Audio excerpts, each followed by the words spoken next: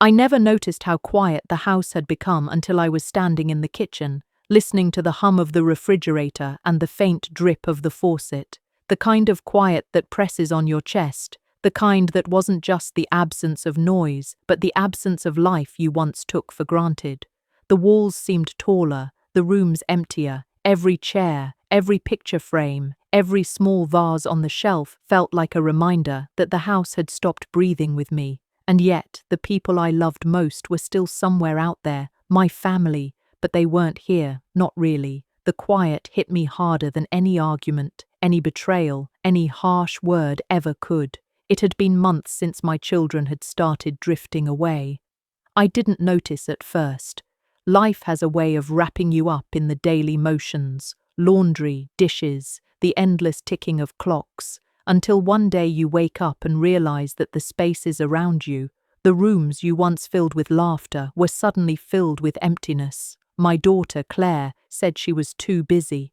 My son, David, called only when something was urgent, and then it was always rushed, like he was balancing obligations I couldn't understand. And my husband had been gone for nearly a decade, leaving me to anchor a family that was slowly untethering. I thought I had time to notice. I thought I could catch up before the silence swallowed me. I was wrong. The first day I truly felt the weight of what I had lost was the morning I poured a cup of coffee and realized no one would come into the kitchen to ask if I wanted sugar or cream or if I wanted to join them for breakfast. The sunlight fell through the window, soft and warm, but instead of comforting, it highlighted the emptiness. The table was still set for 4, though only I sat there. The plates didn't clatter, the chairs didn't scrape against the floor, and even the cat, who once jumped up at the first sound of the toaster, had grown lethargic, as if the house itself had surrendered to the silence. I remember thinking how strange it was that a place could feel so full of memories, and yet so empty of the people who made it alive. I walked through the living room slowly, running my hand over the spines of old books, touching the faded photographs that lined the mantel. Each picture told a story I couldn't reclaim. Weddings, birthdays, graduations, smiles frozen in time, some of them with faces that no longer acknowledged me. I stopped at a photo of David when he was 9, standing in the front yard with a soccer ball at his feet, his grin wide and mischievous. I remembered the evenings I spent helping him with homework, the nights I stayed up late to mend torn jackets, the mornings I brewed him the perfect cup of cocoa before school. Those memories felt like echoes now, reminders of what I had poured into them and what I had let slip away in the quiet. The house had a way of magnifying the absence. Every squeak of the floorboards, every rattle of a window, every distant sound from the street outside reminded me that life had moved on without me. I found myself pausing in hallways, listening for footsteps that would never come. The rooms felt like strangers, familiar yet unwelcoming, and the silence wasn't just a lack of noise, it was the weight of a story unfinished, a life paused while everyone else continued. It wasn't anger that struck me first. Not really. It was a strange mixture of grief and disbelief. How had I let this happen? How had I built a home, raised children, and nurtured a family, only to realize that in the quiet, none of it seemed to matter? I tried to remember the last time someone had genuinely sought me out, someone who had needed me for something other than a chore, a favor, or a formality. The truth was unbearable. It had been weeks, maybe months. I couldn't recall. The silence was that complete. I started noticing the small things that made the loss real. A coffee cup left in the sink, untouched for days. A note stuck to the fridge that I had written weeks ago, asking if anyone wanted to go for a walk, now curled at the edges and faded. The mail stacked up in the hallway, unopened, with invitations and bills alike, silently marking the absence of acknowledgement, of presence. The house had become a mausoleum of my own making, or perhaps not of my making at all. I had built a life, and yet somehow life had moved elsewhere, leaving me behind to measure it all in echoes. And then there were the mornings I woke up early before the sun, hoping for a knock on the door, a phone call, a voice that sounded like home, but the only sounds were the ones I made myself, the kettle boiling, my slippers against the hardwood, the quiet shuffle of routine. I thought about calling David, asking why he hadn't come by, why he hadn't even called to check in. But something inside me hesitated. Perhaps I was afraid of the answer. Perhaps I knew it before I even picked up the phone. Sometimes silence speaks louder than words. I started keeping a journal just to anchor myself in the world, to keep track of the days that seemed to blur together in their quiet monotony. I wrote about small victories, watering the plants without forgetting, baking bread that didn't burn, remembering to call the grocery store. I wrote about the pain of absence, the sharp ache of memories that felt like a double-edged sword, warmth and grief, love and loss. Each word etched into paper felt like a small reclaiming of my own life, a reminder that even if the house was quiet, I was still here, still breathing, still thinking, still capable of feeling. And it was in that quiet, in those long stretches of solitude, that I realized something I had tried to ignore. I had lost more than presence.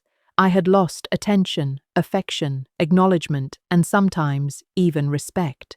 The house didn't just echo memories, it echoed absences. I had thought my children would carry pieces of me with them wherever they went, but they had let those pieces drift away. And the hardest part wasn't even the absence itself. It was the realization that some of it was gone because I had allowed it, because I had assumed that love was a constant, something that didn't need tending once it was planted.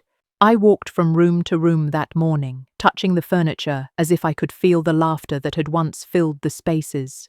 I could almost hear the voices of my children, but only in fragments, snippets of conversations, arguments over school projects, the sound of a birthday song sung off key. I closed my eyes and let myself feel the weight of it, not just grief, but regret. Regret that I had taken for granted the presence of those I loved most, that I had assumed they would always be there, that I had not noticed the subtle shifts, the little distances that grew into chasms. And then I understood fully that the quiet was not just a symptom of absence, it was a call to awaken, to act, to reclaim not just the house, but my presence in it, my agency, my voice. The silence was the wake-up call I had ignored for too long.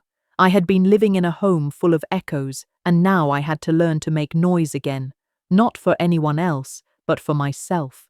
And I realized, perhaps for the first time, that while I could not undo the past, I could decide what the next chapters would be. I went to the window and looked at the street beyond. Families walking, cars moving, life continuing outside my walls. And I knew I had to step into that life again, not as someone waiting for validation, but as someone who would reclaim her presence, her dignity, and her right to be seen, to be heard, to be acknowledged. I didn't know exactly how it would happen, only that it had to start somewhere. Perhaps with a call, perhaps with a visit, perhaps with setting boundaries that I had never dared to set before. The quiet had been a teacher, and it had been merciless, but its lessons were clear. For the first time in months, I felt a spark of determination. I would not sit in this house, listening to the hum of emptiness, letting absence dictate my sense of worth. I would not let the quiet define me. I would make my presence known, slowly, carefully, deliberately. I would learn to speak again, to reach again, to reclaim what had been lost. And if that meant confronting my children, confronting the distance, confronting the choices that had led to this emptiness, then I would do it. I was ready to learn what it meant to live in my own life, fully, and not merely exist in the spaces left behind by others. I opened the journal and began to write again, this time with a new purpose. I wrote plans, small steps, gentle strategies for reconnecting, for reasserting myself, for finding the joy and meaning that had been eroded by neglect and distance. And for the first time in a long time, I felt the house begin to breathe again, not with the ghosts of the past, but with the pulse of my own determination. The quiet had made me see what I had lost, and now I was ready to take the steps to reclaim it. I decided to start small, to test the waters, so to speak. That afternoon, I picked up the phone and dialed David's number. My hands trembled slightly as I held it to my ear. It had been weeks since we spoke without urgency, without him being busy or distracted. And when he answered, I barely recognized the voice on the other end. Polite, clipped, distant, a voice that belonged to a stranger, not to the boy who had once chased me around the garden with muddy sneakers, laughing until he couldn't breathe. "Hi, Mom," he said. His tone was neutral, almost rehearsed. "How are you?" "I'm okay," I said, choosing my words carefully. I didn't want to sound desperate, and yet I needed him to feel the weight of my presence, if only for a moment. "I was just thinking about you, wanted to know if you had a free afternoon this week. Maybe we could have tea." There was a pause. I could almost hear him weighing whether this was worth his time, and then he said the words that had been echoing in my mind for weeks. "I'm busy, Mom. Really busy." I forced a laugh, not wanting to show how much it hurt. "I understand," I said softly. "I'll call another time." We ended the call without much else, and yet I felt a strange mix of relief and sorrow. Relief that I had tried, sorrow that he hadn't made room for me. I knew that life moved fast, that responsibilities piled up, but there was something deeper here, something that felt like a wall I couldn't see but could feel pressing between us. A distance not caused by miles, but by choices. Over the next few days, I found myself noticing little patterns, small behaviors that spoke louder than words. Claire would respond to texts with one-word answers, always polite, always distant. Birthday cards arrived late, with cursory notes that didn't acknowledge the depth of our shared history. Invitations to events I had once been the first to attend came with, "Sorry, can't make it," a phrase that seemed harmless until repeated enough times to pierce the heart. The house remained quiet, but the evidence of absence grew louder every day. I began to reflect on my own part in this quiet. Had I allowed it to grow without notice?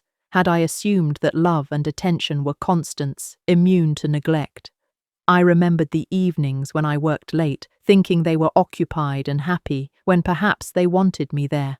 I remembered the times I gave advice too freely, when perhaps they wanted space to figure things out themselves. Every memory became a question, a point of self-reproach, a reminder that relationships were fragile and required tending. The quiet, forced introspection I hadn't asked for. It demanded that I confront uncomfortable truths about my own behavior and the consequences of inattention. I realized that in trying to be supportive, I had sometimes been absent in ways I hadn't recognized. The lessons were painful, but necessary. I could not change the past, but I could begin to navigate the present with intention, with thoughtfulness, and with a commitment to rebuild what had eroded. One afternoon, I decided to revisit the living room, a place that had become a museum of what once was. I sat on the couch, letting my fingers brush over the fabric, and I allowed myself to imagine the voices that had once filled this space. Laughter bouncing off the walls, arguments over trivial matters, the soft murmur of bedtime stories read aloud. I let the memories wash over me, but instead of wallowing, I tried to channel them into energy. Energy to reconnect, energy to reclaim presence, energy to make the silence less permanent. And then the unexpected happened. As I was dusting a shelf, I found a small envelope tucked behind a photo frame, one I had forgotten about. Inside was a note in David's handwriting from months ago, a quick "I miss you," scribbled with care but never delivered. The discovery was bittersweet. On one hand, it reminded me that the connection had once existed, that the bond hadn't completely disappeared. On the other hand, it reminded me of how close I had been to losing it entirely. The envelope became a symbol, a fragile bridge between what had been neglected and what could still be repaired. I resolved to act gently, deliberately. I started with letters, small notes left on the kitchen counter, messages that acknowledged presence without demanding attention. A cup of tea ready on the counter when I knew someone might visit, a plate of fresh cookies, a small gesture to signal that I was still here, still engaged, still loving. The effect was subtle but noticeable.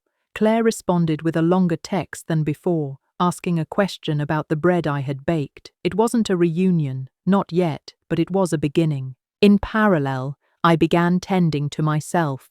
Long walks in the garden, quiet mornings with a journal, revisiting hobbies I had abandoned in favor of family obligations. The more I invested in my own presence, the more I felt capable of reaching out without fear, of showing love without losing myself. It was a delicate balance, one that required patience, self-reflection, and courage, but it was necessary if I wanted to navigate the quiet without succumbing to despair. The tension between my desire to reconnect and the reality of their distance became a daily challenge. I found myself rehearsing conversations, imagining potential responses, anticipating defenses or excuses. Each day was a negotiation with both my heart and my mind. The quiet was no longer just absence, it had become a teacher, a mirror reflecting my own vulnerabilities and my children's choices.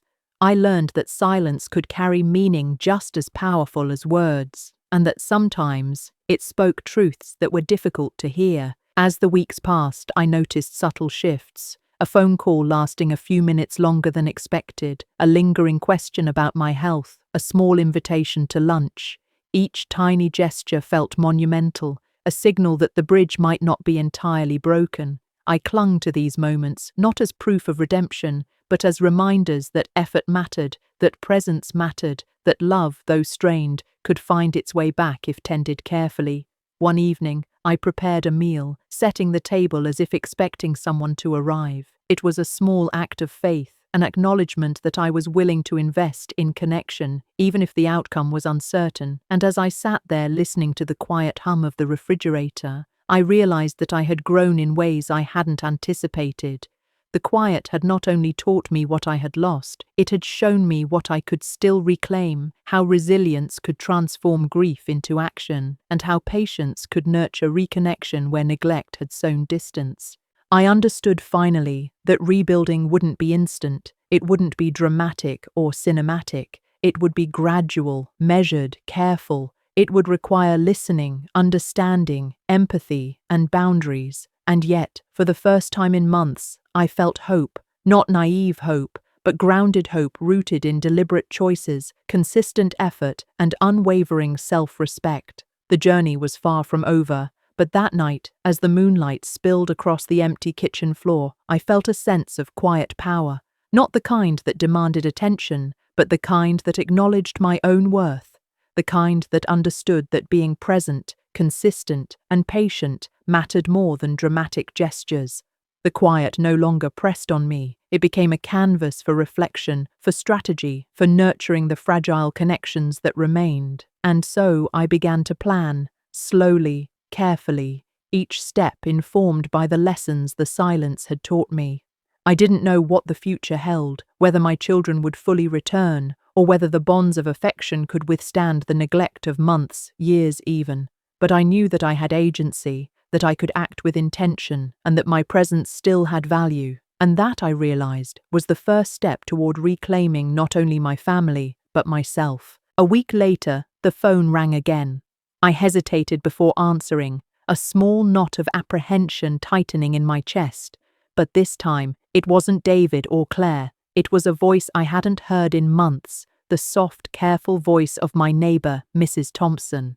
"I noticed your curtains open this morning," she said, "and I thought I'd check in." It was a small gesture, almost mundane, but it made the house feel less lonely. For the first time in weeks, I realized that even if my children were distant, the world outside still existed, still contained kindness, still held people who noticed. I thanked her, promising to come over for tea sometime soon. And just like that, a bridge, however fragile, was rebuilt. The realization that connection could still exist outside my immediate family gave me courage. I decided to take the next step, visiting David, not to confront, not to demand attention, but simply to be present in his world, to show that I was still part of it, even if he had forgotten the small gestures that once mattered. I made a list of things to bring: a pie, some cookies, a small plant for his windowsill, simple gifts, unassuming, carrying the weight of presence without pressure. When I arrived, the sight of his house struck me with both familiarity and distance. The walls were painted the same soft yellow as I remembered, but the garden, once wild with life, now looked trimmed, neat, almost austere. The door opened, and for a moment I saw the boy I had raised, the same David, standing before me, but older, reserved, slightly uncomfortable. His eyes flicked to the pie in my hands, then back to me. "Mom," he said cautiously, stepping aside, "you didn't have to come." "I wanted to." I said softly, stepping over the threshold. I thought I'd bring something sweet, just to see you. There was a pause, a weight in the air neither of us could ignore, and then slowly he stepped back and gestured toward the living room. "All right," he said, "come in." The first minutes were quiet, almost painfully so. We sat on opposite ends of the sofa, the pie untouched on the coffee table between us. I could feel the tension, the distance, the years of neglect woven into the silence. And yet I also felt a thread of possibility. If this was the first step, then it mattered. I had to tread carefully, not rushing, not demanding, simply existing as someone who cared. I began to talk, gently, about small things. The weather, a story about the neighbor's cat, a memory from when he was little. He responded in short bursts at first, hesitant, as though testing the waters, trying to gauge whether my presence was a threat, an obligation, or genuine care. Slowly, over the next half hour, the words began to flow more naturally. We laughed softly at a shared memory, and the tension eased a little, as though the room itself was breathing again. And then, without warning, a line crossed my mind, one I had rehearsed but never wanted to say aloud. "Do you remember the summer we spent at the lake when you were 12? I asked. David's eyes widened slightly, a flicker of recognition. "I do," he said quietly. Yeah, I remember." I smiled softly, remembering the canoe trips, the evenings around the fire, the way he had insisted on roasting marshmallows perfectly. Those moments, once fleeting, now carried a weight I hadn't appreciated until the house went quiet. They were proof of connection, proof that love had existed, proof that it could exist again if nurtured. We spoke for hours, not just about memories, but about life, the pressures of work, the small victories, the things we had both missed in each other's absence. And though the conversation was cautious, I felt hope rising, subtle but persistent. I realized that rebuilding relationships didn't require grand gestures. It required attention, presence, and willingness to step into the space left empty by silence. Later, when I returned home, the house felt lighter, not filled, not bustling, but lighter in a way that signaled possibility. I began to notice things I hadn't before: the sunlight streaming through the windows, the gentle creak of floorboards as I walked, the soft rustle of leaves outside. The quiet, which had once been oppressive, now carried a different tone, a pause, a space for reflection, a moment to prepare for reconnection. I decided to extend this effort further, to reach Claire. I sent her a small note, mentioning a recipe I had tried, inviting her to come by if she had time. I didn't demand a response, didn't guilt her or press her. I simply left space for her to decide. And when a reply came, hesitant at first, I felt a surge of cautious optimism. She wanted to come by, to see the new garden, to share a cup of tea and conversation. Not a reconciliation yet, but a step closer. In the days that followed, I found myself reflecting more on the nature of loss and absence. I had assumed that time guaranteed presence, that love automatically ensured connection, but the quiet had taught me otherwise. Relationships, even familial ones, required care, attention, and sometimes intervention. The absence of confrontation did not equate to peace. It could conceal neglect, apathy, or distance that grew like vines, slowly choking the roots of affection. I also noticed subtle changes within myself. I was calmer, more measured, more intentional. I had learned patience not just as a virtue but as a tool. I could now approach my children without desperation, without fear, with a sense of dignity and presence that demanded recognition without demanding submission. The house, once oppressive in its silence, now reflected my own growth, a home still quiet but charged with the potential for reconnection. And then came the unexpected moment that changed the course of everything. One afternoon, David called me unexpectedly. "Mom," he said, a hint of hesitation in his voice. "I've been thinking. I miss our conversations. Can we do this more often?"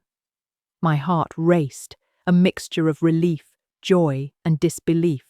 After months of distance, weeks of cautious steps, one simple acknowledgement had shifted the dynamic entirely.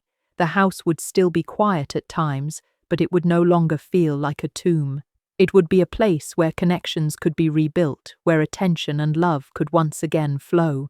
That evening, I sat at the kitchen table looking at the empty chairs with a new perspective. They no longer symbolized absence alone. They represented possibility. I could envision the table filled again, not with constant noise, but with intentional presence, with conversations that mattered, with laughter that reflected care and attention. The quiet had forced me to recognize loss, but it had also prepared me to reclaim what was still within reach. I thought about my neighbor, Mrs. Thompson, and the small gestures that had reminded me that connection existed beyond my immediate family. I realized that relationships were ecosystems, fragile and complex, requiring care not just in grand acts, but in subtle attentions. A visit, a note, a shared memory, a gesture of kindness. Each small effort had the power to counterbalance the weight of neglect, to turn absence into engagement, silence into conversation, distance into presence. That night, I wrote in my journal, reflecting on the lessons I had learned. I acknowledged my mistakes, my assumptions, and my moments of inattention. I documented the small victories, the conversations, the gestures, the notes, the visits. And I reminded myself that the quiet had been a teacher, one that had demanded reflection, resilience, and action. It had shown me what I had lost, but also what could still be reclaimed. I understood finally that relationships were never guaranteed, that love required consistent attention, and that the absence of conflict did not mean the presence of connection. And as I closed the journal, I felt a quiet sense of hope, tempered by realism but strong enough to guide my actions in the days to come. The house would remain my sanctuary, my reflection, my canvas, but now it would also be a place where presence mattered, where reconnection was possible, and where silence was no longer oppressive, but instructive. The following week, Claire arrived at the house, carrying a small bouquet of daisies from her garden. I opened the door and felt a rush of warmth I hadn't realized I'd missed so profoundly. The air between us was light, yet tentative, a delicate balance of hope and caution. She smiled, though it was tinged with hesitation, as if unsure whether her presence was welcome or whether I would judge the months of distance that had grown between us. "Hi, Mom," she said softly, stepping inside. The scent of fresh flowers filled the hallway, mingling with the familiar aroma of tea brewing on the stove. I motioned for her to sit at the kitchen table, the same table that had been a symbol of emptiness for so long. She placed the flowers in a small vase, and we settled across from each other, the sunlight streaming through the windows, casting warm light on our faces. We began slowly, cautiously. The first words were mundane, how her week had been, small things at work, the weather. But even in these trivialities, I felt connection stirring, the kind of connection that had been absent for months. Each sentence, each glance, each subtle gesture carried weight, revealing a bond that had been stretched thin but not entirely broken. Then, almost imperceptibly, the conversation shifted. I shared a memory from her childhood, a moment she had laughed so hard she had fallen off the swing at the park. Her eyes lit up with recognition, and for the first time in months, I felt the invisible wall between us begin to crumble. She laughed softly, a sound that filled the room in a way that had been absent for too long. And in that laughter, I heard the echo of the past, the warmth of shared experiences, and the promise that some bonds could endure even the heaviest silence.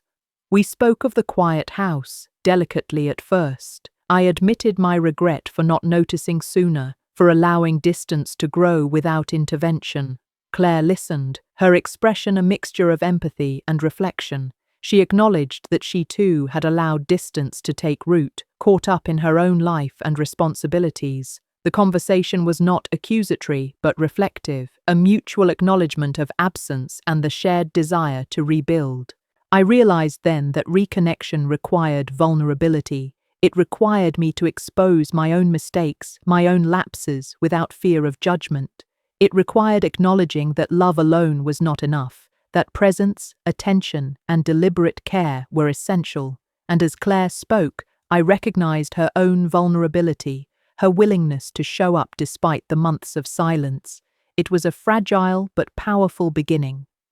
After tea, we moved to the living room, where the sunlight fell across the carpet in golden patterns. We spoke about memories, not just to reminisce, but to recognize the patterns of love, care, and attention that had once shaped our family. We talked about small disappointments, unspoken expectations, and the misunderstandings that had widened the distance between us.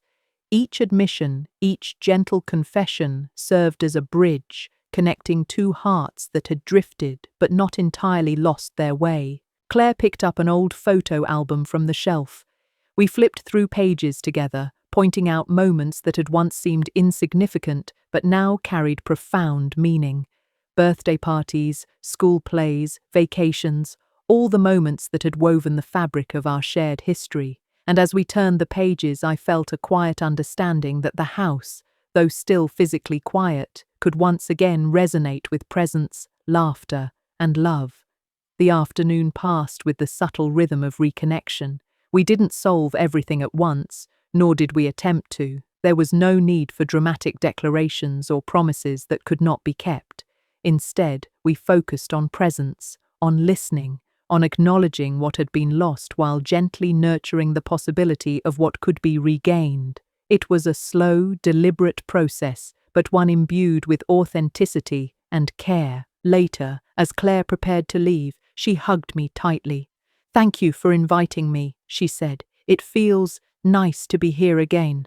I held her in my arms, feeling the warmth and softness of the moment, aware that these small steps were the foundation for rebuilding. I whispered, "I'm glad you came. I've missed this."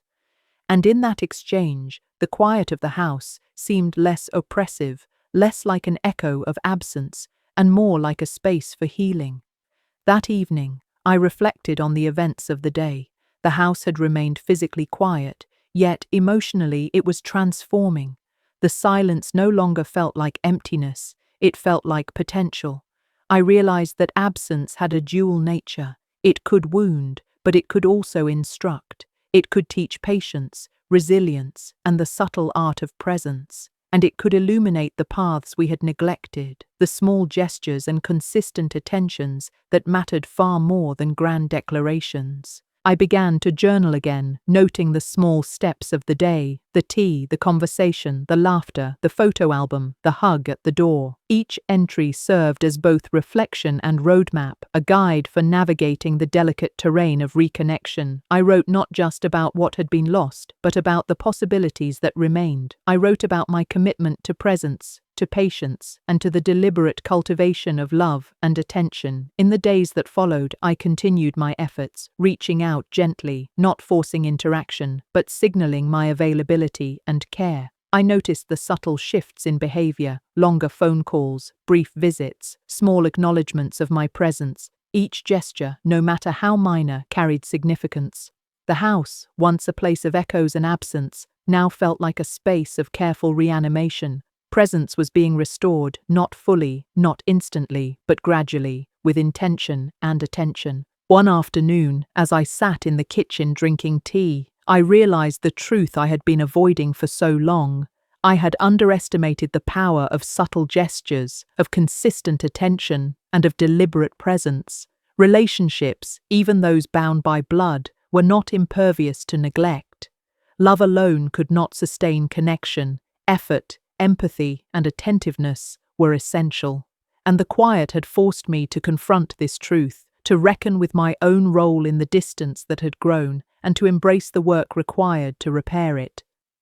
The quiet had also taught me about forgiveness, not the grand, dramatic kind, but the subtle, quiet forgiveness that allows for mistakes, misunderstandings, and lapses in attention. I forgave myself for the moments I had failed to notice, and I began to forgive my children for their own distance, their own preoccupations, their own lives that had pulled them away. This forgiveness did not erase the past, but it created space for new connections, for cautious but meaningful reconnections that honored the past while embracing the future. By the end of that week, I could feel a transformation within the house and within myself. The rooms were no longer silent monuments to absence. They were spaces of possibility. The kitchen table, once a symbol of emptiness, now represented potential conversations and shared moments.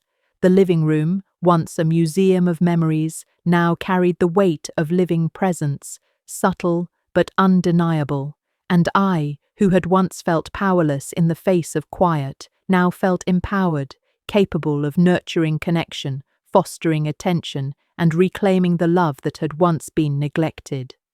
That night, I sat in the window, watching the street outside, the lights from neighboring houses spilling warmth into the darkness. I realized that life continued, regardless of absence, but that presence could be cultivated deliberately. And in this realization, I felt a quiet sense of purpose, a commitment to act, to nurture, to rebuild, and to cherish the small, fragile gestures that carried the most weight. The quiet had shown me loss, but it had also illuminated the path to healing. The following morning, I awoke to the soft hum of the house, sunlight spilling through the windows and illuminating the quiet corners I had learned to cherish. For a moment, I allowed myself to feel content, even hopeful. But hope, I realized, was always paired with the possibility of disappointment. The past weeks had taught me patience, but they had also taught me vigilance. Connections were fragile, and I had learned not to assume permanence. I decided to call David that morning, not expecting anything extraordinary, but wanting to check in. The phone rang twice, then thrice, before he finally answered. "Hello?" His tone was careful, measured, as if testing his own willingness to engage. "Hi, David," I said softly. "I just wanted to see how you're doing." There was a pause, the kind that stretches just long enough to make your heart race. "I'm okay," he replied finally, his voice steady but slightly distant. "Busy with work." "I understand," I said, not pushing. "I just wanted to let you know I was thinking of you. Maybe we can have dinner sometime this week." Another pause. "I'll see. I have a lot going on." I hung up, not angry, but with a weight in my chest. The quiet had returned, a reminder that reconciliation was not linear. I felt disappointment, yes, but also determination. The setbacks were not failures. They were moments that demanded patience, reflection, and subtle persistence. I reminded myself that love, even when strained, required endurance. Later that day, Claire stopped by unexpectedly. Her presence was a balm, a reminder that not all connections had retreated. We sat together in the kitchen, sharing tea and conversation, yet even in this comfort, there was a flicker of unease, a subtle reminder that reconciliation required ongoing effort. She spoke of work, of minor frustrations, of small victories and defeats. And as we spoke, I realized that even the mundane exchanges mattered.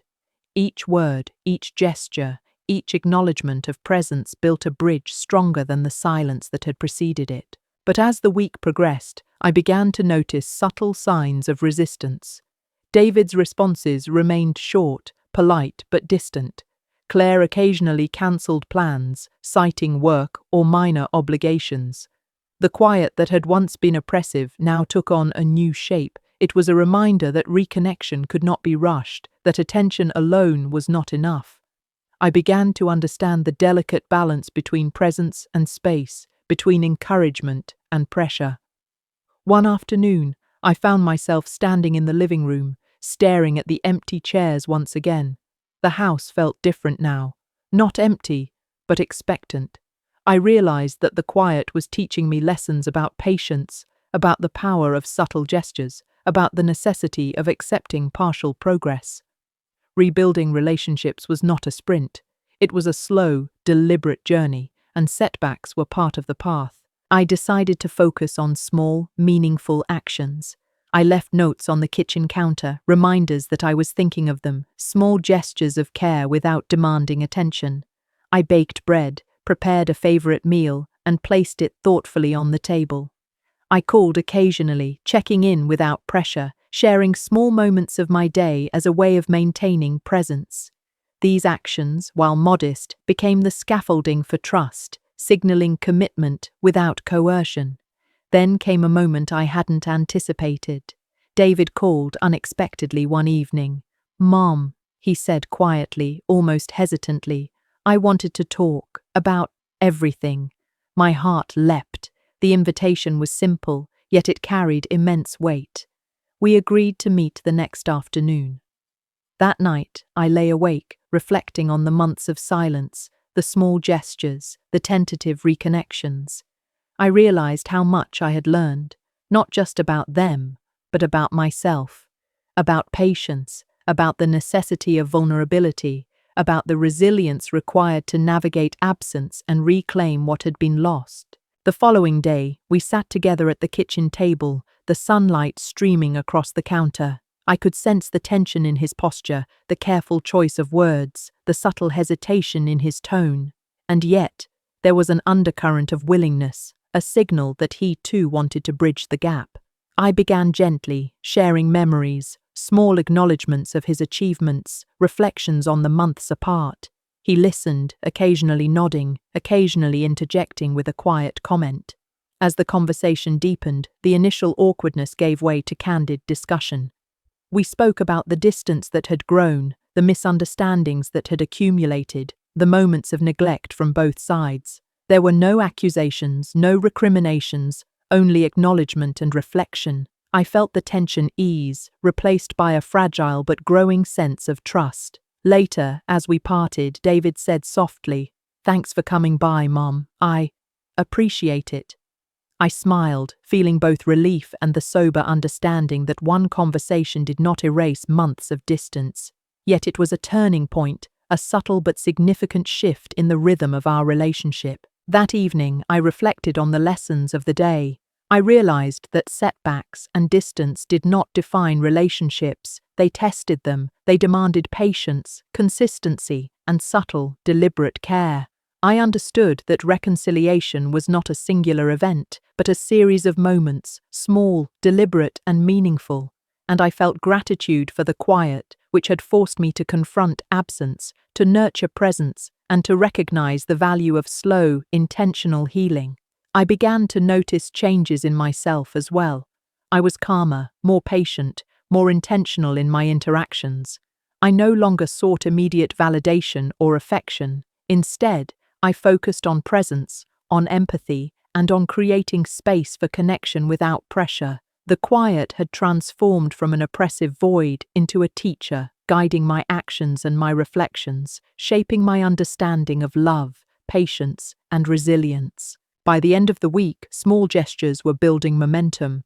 Claire stopped by more regularly, David responded with longer conversations, and the house, though not bustling, began to hum with subtle signs of life. I felt a quiet sense of accomplishment, not in the form of dramatic reconciliation, but in the measured, deliberate progress of relationships slowly being nurtured back to vitality. I also began to see the importance of forgiving both myself and my children. Mistakes, neglect, and distance were inevitable parts of life, but they did not define us. By acknowledging the past without dwelling on it, I created space for growth, for connection, and for deliberate healing.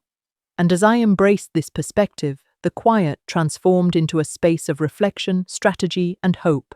That night, as I sat by the window watching the stars emerge one by one, I felt a subtle but profound shift.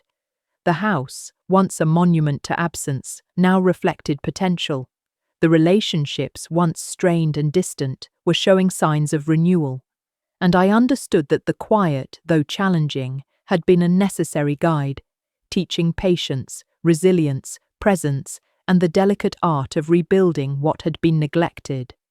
I realized that loss was not final, and that even when connections frayed, deliberate attention, subtle gestures, and patience could nurture growth. And though I knew setbacks would come, I also knew that the house, the family, and I had the capacity to reclaim love, presence, and connection, step by careful step. A few days later, I noticed the house feeling different, almost alive in a subtle way. The kitchen table, once silent and imposing, now carried traces of conversation. A cup of tea left from Claire's last visit, a note from David tucked under a magazine. These small remnants were simple, almost ordinary, yet they resonated with significance. They were proof that the bonds I had feared lost were slowly returning. carried not by dramatic gestures, but by consistent, deliberate presence. I sat down in my favorite chair by the window, sunlight pouring across the room. For a moment, I let myself reflect on how much had changed over the past months. The quiet that had once felt suffocating was now instructive, teaching patience, empathy, and the value of small actions.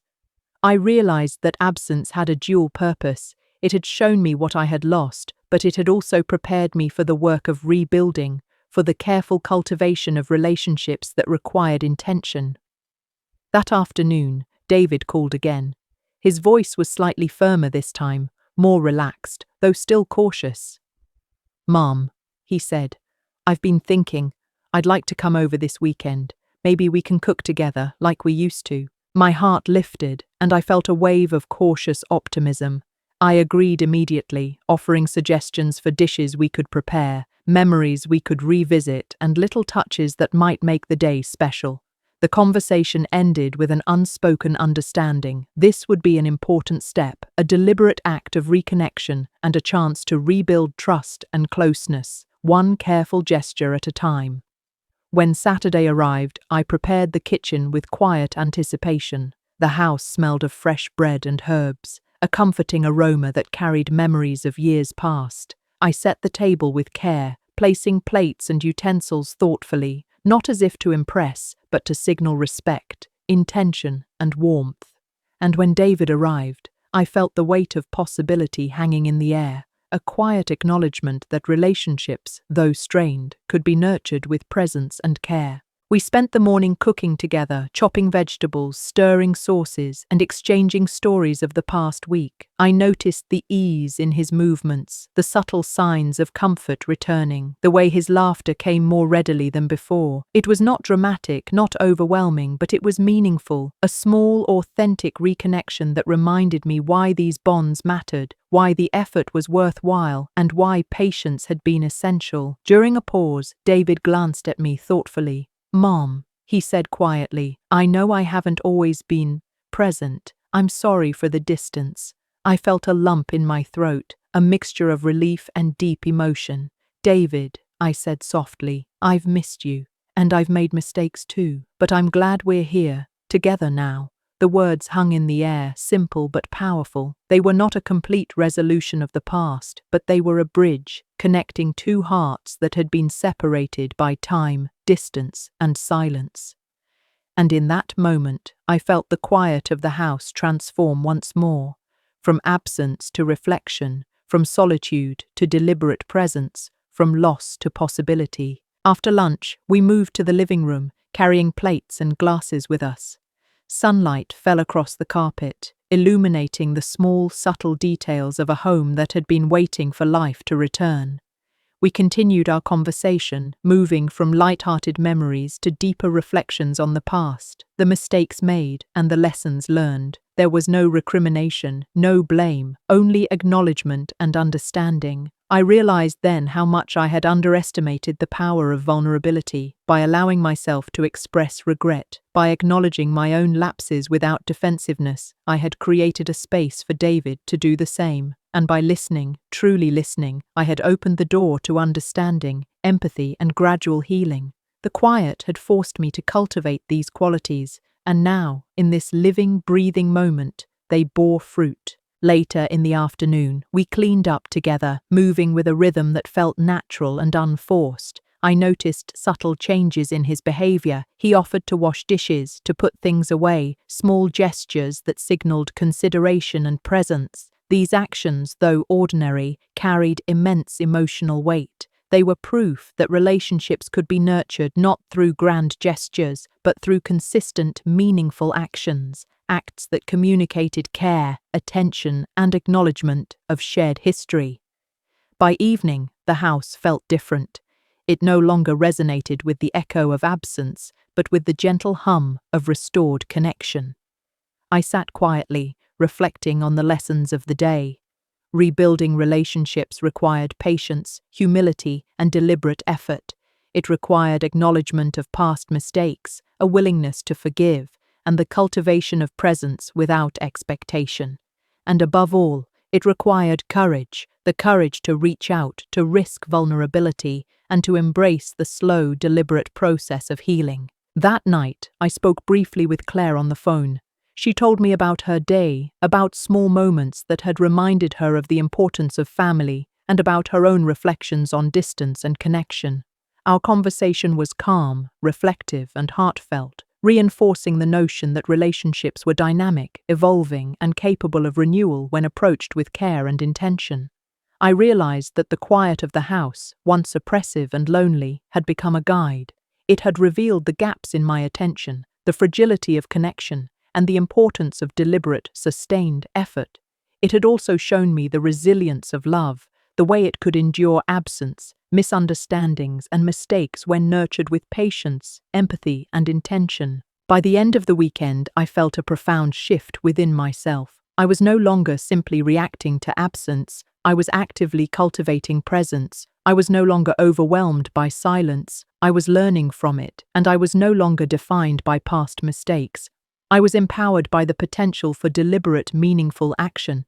The house, though still physically quiet, now resonated with the subtle energy of healing, connection, and hope. As I prepared for bed that night, I reflected on the journey so far. The months of quiet, absence, and distance had been painful, yes, but they had also been instructive. They had taught me patience, resilience, presence, and the subtle art of nurturing relationships. And as I closed my eyes, I felt a quiet sense of accomplishment, not in dramatic reconciliation, but in the deliberate, measured progress of rebuilding bonds that had once been strained, neglected, or lost. The next morning, I woke to the soft light filtering through the curtains, carrying with it the subtle warmth of a home beginning to breathe again. I moved quietly through the rooms, noting the small traces of presence, an open book on the living room couch, a mug with the remnants of morning coffee, the faint scent of herbs Claire had placed in a vase. These details, once insignificant, now felt like proof that connection could be restored, one small moment at a time. I decided to write letters, not the kind of letters demanding explanations or apologies, but gentle, heartfelt notes meant to express presence and care.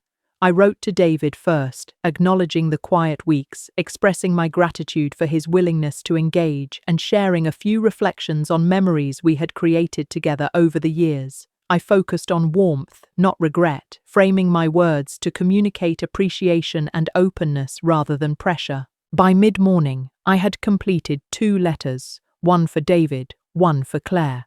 I left them in visible places, trusting that they would be discovered, read, and felt. I understood that these small gestures could not force connection, but they could create space for reflection, recognition, and subtle emotional engagement. The act of writing itself was therapeutic, reminding me that relationships thrived not on words alone, but on deliberate expressions of thoughtfulness and attention. Later that afternoon, David came by unannounced.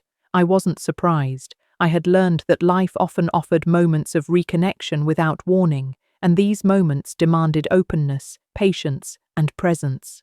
We sat together, tea in hand, and began talking, not about past mistakes or regrets, but about simple things, the weather, a book he was reading, a recipe he had tried.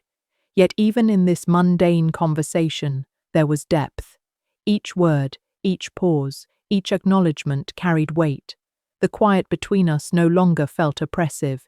It was a space for reflection, understanding, and connection. At one point, David glanced toward the letters I had left.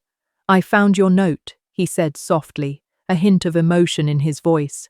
It meant a lot. I smiled, feeling a warmth that seemed to settle into the very walls of the house. "I'm glad," I replied gently. "I just wanted you to know I've been thinking of you and that I appreciate you."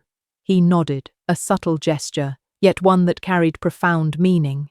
It wasn't a grand declaration or a dramatic apology. It was a quiet acknowledgement, a step toward deeper understanding and trust. I realized then that healing often came not in dramatic waves, but in small ripples, moments of attention, acknowledgement, and genuine presence that accumulate over time. We spent the afternoon in quiet companionship, sometimes talking, sometimes sitting in silence. The atmosphere was calm, reflective, and filled with unspoken reassurance. I noticed subtle shifts, the way he relaxed into the space, the softness in his voice, the way he glanced toward me with trust rather than hesitation.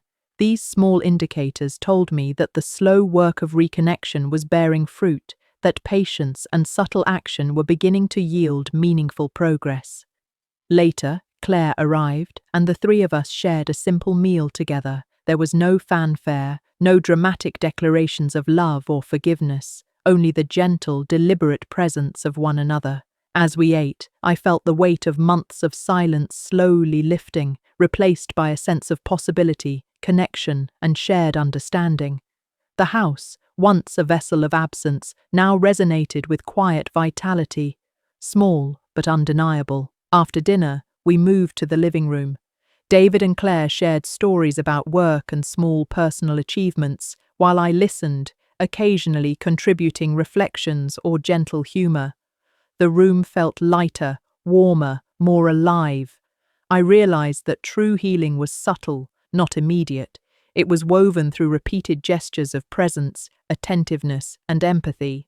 It was not measured by dramatic events, but by the accumulation of small moments that signal care, connection, and mutual respect. As the evening progressed, I found myself reflecting on my own growth.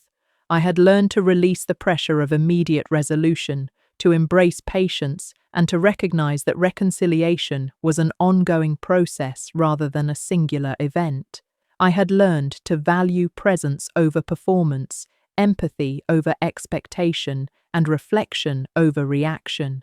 These lessons, though born of hardship, were shaping me into a calmer, more deliberate, and emotionally resilient person. At one point, David glanced at me thoughtfully. "Mom," he said quietly, "I think I understand now. How much these small things mean. How much we missed." I nodded, my eyes moist with quiet emotion. "It's never too late," I said softly. "We can still rebuild, step by step."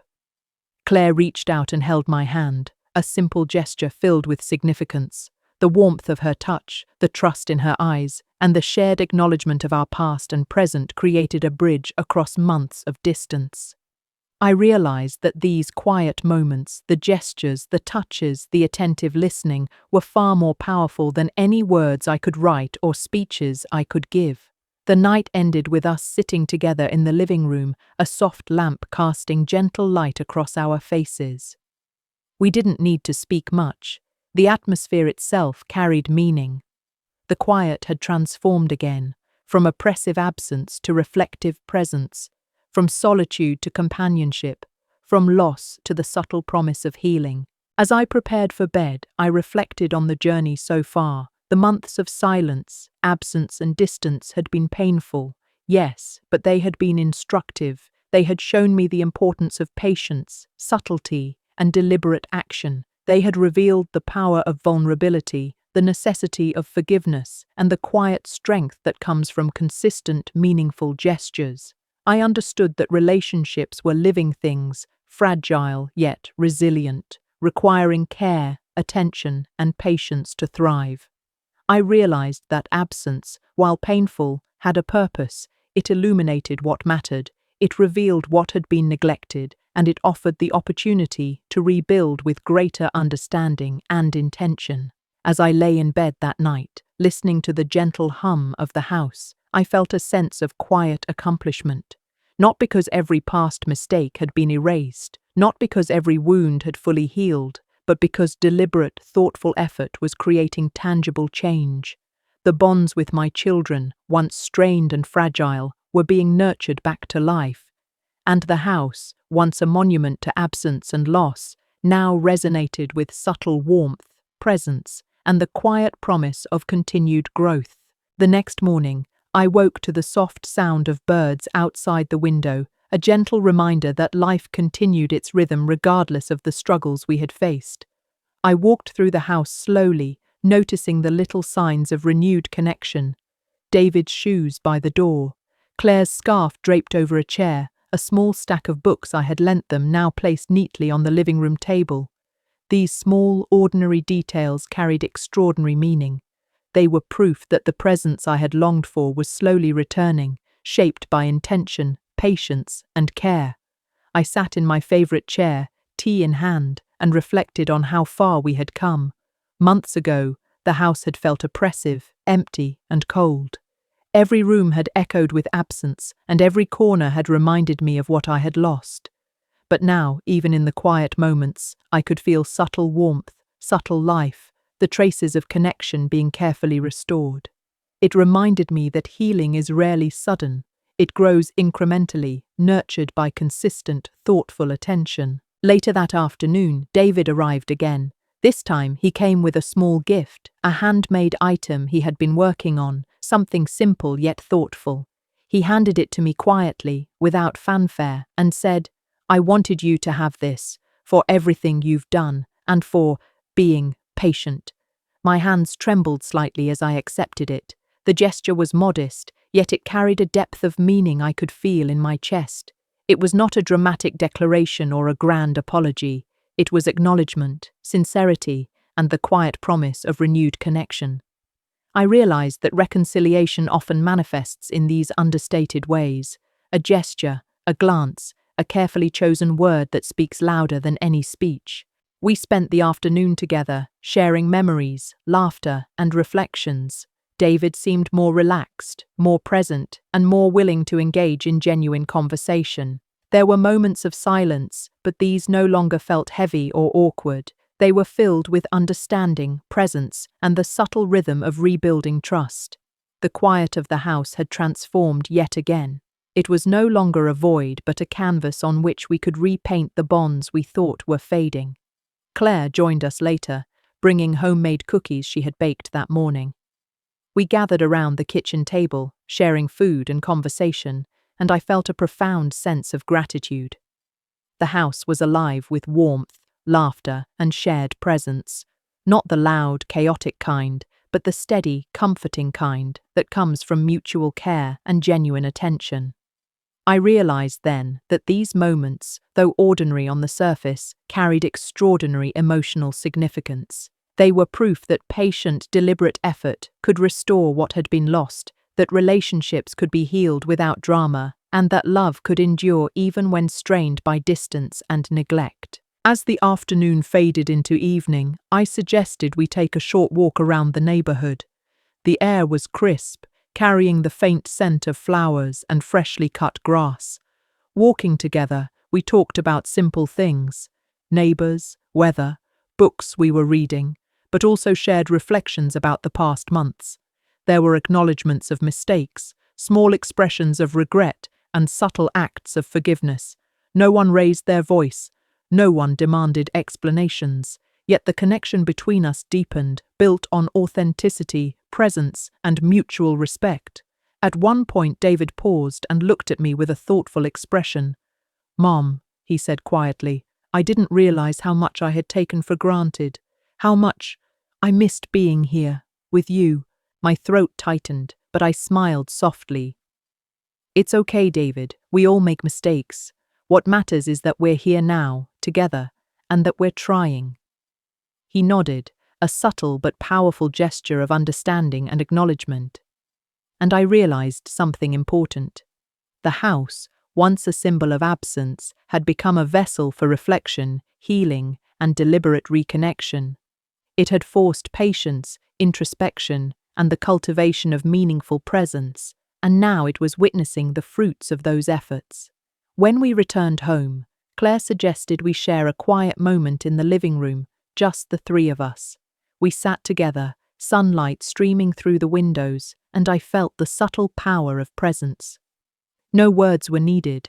Our mere proximity, the attentiveness in our posture, and the warmth of shared space conveyed what words could not fully express. The quiet had become a teacher, guiding us toward subtle expressions of care, empathy, and acknowledgement. Later that evening, I found myself alone in the kitchen, reflecting on the day. The house was calm, yet vibrant with traces of connection: plates washed, a book left open, a scarf neatly folded on the chair. These small indicators of presence reminded me that relationships were not restored in grand gestures, but in everyday acts of attention and care. The quiet, which had once felt oppressive, had now become instructive, showing me how to nurture, sustain, and cherish the bonds I had almost lost. I thought about the months of distance and absence, and I realized how much they had taught me. I had learned to observe without judgment, to act without expectation, and to create space for healing. I had discovered the power of subtle gestures, patient listening, and deliberate presence, and I had come to understand that love is resilient, capable of enduring neglect, distance, and silence when nurtured thoughtfully and consistently. As I prepared for bed, I glanced around the house, feeling a quiet sense of accomplishment. Not because every past mistake had been erased, not because every wound had fully healed, but because deliberate effort was producing tangible, meaningful results. The relationships with my children were no longer fragile, they were growing stronger, nurtured by consistent, thoughtful care. And the house, once quiet in a way that had been suffocating, now resonated with gentle warmth, presence, and the quiet promise of continued connection. Before sleep claimed me, I reflected on the lessons of this day and the days that had come before. The months of silence, absence, and distance had been challenging, yet they had been instructive. They had taught patience, reflection, empathy, and the subtle art of nurturing relationships. They had revealed the resilience of love and the profound impact of consistent, deliberate attention. And I understood, in the deepest part of my heart, that what had once been lost could now be reclaimed, not through force or demand, but through patience, presence, and gentle persistence. That night, as I sat quietly by the window, I allowed myself to breathe in the stillness of the house, a stillness that no longer felt heavy, but comforting. I thought about how much I had learned through months of absence, distance, and quiet reflection. I realized that love is not always loud or dramatic. Sometimes it is quiet, patient, and deliberate.